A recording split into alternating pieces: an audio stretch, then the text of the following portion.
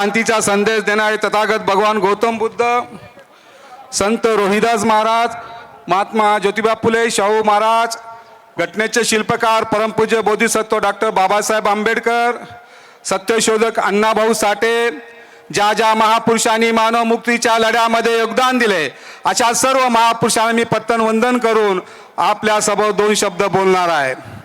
परळी येथे होत असलेल्या ऐतिहासिक आरक्षण उपवर्गीकरण विरोधी मोर्चाचे नेतृत्व माझे मार्गदर्शक आदरणीय सरसेनानी आनंदराज आंबेडकर साहेब, माजी समाज कल्याण मंत्री बबनराव घोलप साहेब, आमचे युवराज ॲडव्होकेट अमन आंबेडकर साहेब,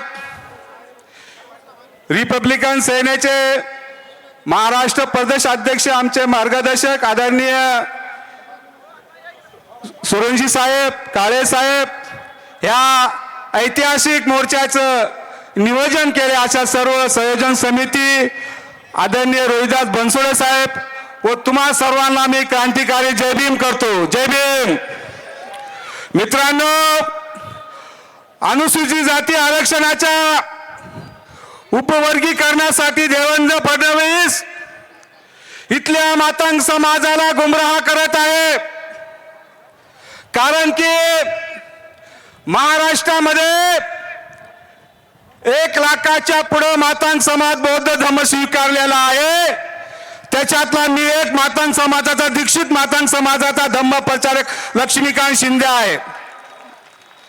गेल्या 30 वर्षापासून महाराष्ट्रामध्ये शिकला सवरलेला मातंग समाज फुले शाहू बाबासाहेब आंबेडकर की चळवळ स्वीकारून बुद्धाच्या मार्गाने चाललेला आहे. केंद्रामध्ये संघाची सरकार, महाराष्ट्रामध्ये संघाची सरकार, बीजेपीची सरकार इथल्या मातंग समाजाला गुमराह करायचं असन त्याला आरक्षणाचं गांजर दाखवा आणि दोन्ही भावामध्ये झगडे लावून द्या. तोडा जोडा आणि राज्य करा ही नीती त्यांनी अवलंबलेली आहे. आज तुम्हाला मी सांगतो की महाराष्ट्राच्या मुख्यमंत्र्याच्या पायाखालची वाळू निघून गेलेली आहे की आदरणीय आनंदराज आंबेडकर साहेब महाराष्ट्रामध्ये झंझावात या महाराष्ट्रामध्ये सुरू झालेला आहे. मित्रांनो, कारण की ही जी ताकद आहे ही आंबेडकरवादाची ताकद आहे आणि गेल्या जंतर मंतरवर आंबेडकर यांची ताकद आपण सर्वांनी बघितले की शिक्षण मंत्र्याला राजीनामा द्यावा लागला की नाही. याच्यासाठी मी तुम्हाला एक गोष्ट सांगतो, मनुवादी के छाती पर आंबेडकर, आंबेडकर मनुवादी की छाती पर, आरएसएस के छाती पर. मित्रांनो, ज्या परमपूज्य डॉक्टर बाबासाहेब आंबेडकरांनी आम्हाला आरक्षण दिलंय, बौद्ध धम्म दिलाय आणि त्या काळात सांगितलं होतं की जात तुमच्या घराच्या भिंतीवर लिहून ठेवा की या देशाची तुम्हाला शासनकर्ती जमात बनायची आहे.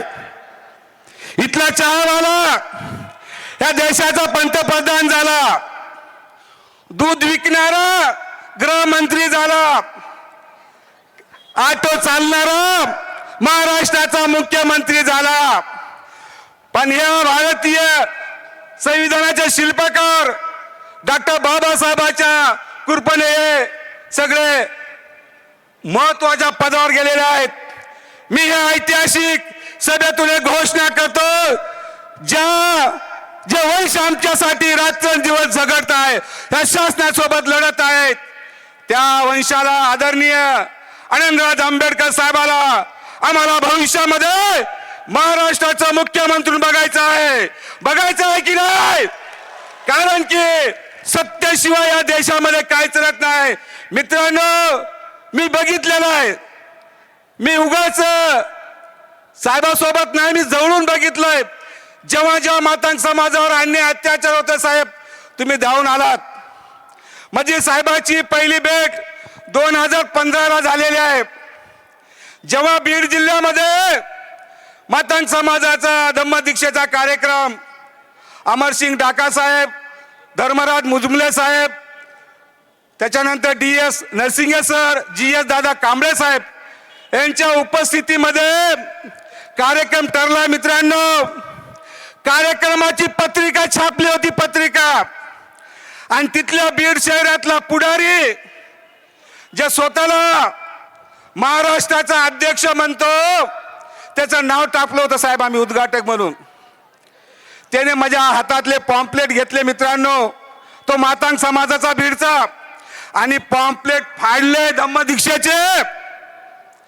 आमच्या अमरसिंग डाका साहेबाला, धर्मराज मुदमुळे साहेबाचा टेन्शन आलं, राग आलं. मी म्हणलो भाऊ आपण धम्माचं काम करतात, शांततेने राहायचं.